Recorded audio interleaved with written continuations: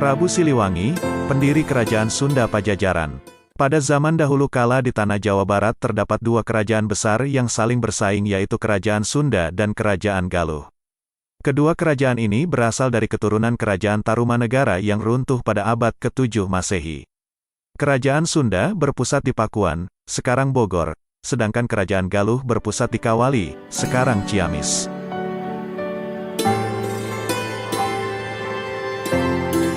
Suatu hari, Raja Sunda yang bernama Sri Jaya Bupati mengadakan upacara besar-besaran untuk memperingati hari jadi kerajaannya yang ke-100.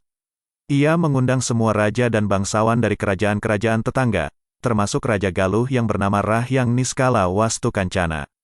Raja Galuh datang bersama putrinya yang cantik jelita, bernama Dewi Siliwangi. Ketika Sri Jaya Bupati melihat Dewi Siliwangi, ia langsung jatuh cinta pada pandangan pertama. Ia pun memutuskan untuk melamar Dewi Siliwangi sebagai istrinya. Raja Galuh merasa senang dengan lamaran itu, karena ia berharap dapat menjalin persekutuan dengan Kerajaan Sunda. Ia pun menyetujui lamaran Sri Jaya Bupati dan memberikan syarat bahwa putranya yang kelak lahir dari pernikahan itu harus menjadi raja di Kerajaan Galuh. Sri Jaya Bupati menerima syarat itu dan segera menggelar pernikahan dengan Dewi Siliwangi. Pernikahan itu berlangsung dengan meriah dan bahagia. Tak lama kemudian, Dewi Siliwangi melahirkan seorang putra yang diberi nama Prabu Dewataprana Sri Baduga Maharaja. Putra itu tumbuh menjadi seorang pemuda yang tampan, cerdas, dan gagah berani.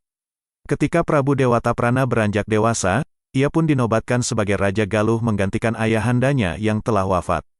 Ia memerintah Kerajaan Galuh dengan bijaksana dan adil.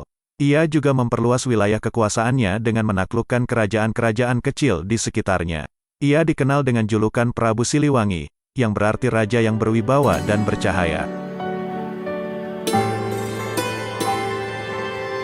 Sementara itu, di Kerajaan Sunda, Sri Jaya Bupati juga telah meninggal dunia dan digantikan oleh putra keduanya yang bernama Prabu Surawisesa. Prabu Surawisesa adalah saudara tiri Prabu Siliwangi dari ibu yang berbeda. Prabu Surawisesa merasa iri dan dengki terhadap Prabu Siliwangi yang lebih disukai oleh rakyatnya. Ia pun berusaha untuk menjatuhkan Prabu Siliwangi dengan berbagai cara. Suatu ketika, Prabu Surawisesa mengirim utusan ke Kerajaan Galuh untuk menantang Prabu Siliwangi bertarung. Ia mengklaim bahwa Prabu Siliwangi adalah anak haram yang tidak berhak menjadi raja. Ia juga menghina ibu Prabu Siliwangi dengan kata-kata kasar. Prabu Siliwangi merasa tersinggung dan marah dengan tantangan itu. Ia pun menerima tantangan Prabu Surawisesa dan bersiap untuk berperang.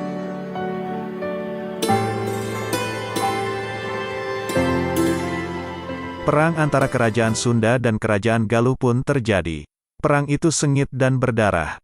Namun Prabu Siliwangi berhasil mengalahkan Prabu Surawisesa dan merebut Pakuan sebagai ibu kota Kerajaan Sunda. Prabu Surawisesa lari dan bersembunyi di hutan.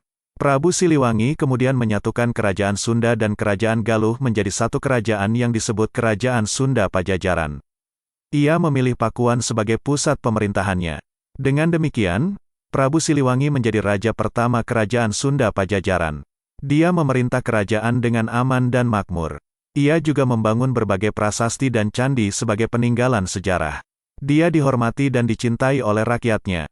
Ia menjadi salah satu raja terbesar dan terkenal sepanjang sejarah Nusantara. Demikianlah cerita tentang asal-muasal Sunda Pajajaran. Semoga cerita ini dapat memberikan informasi dan hiburan bagi Anda.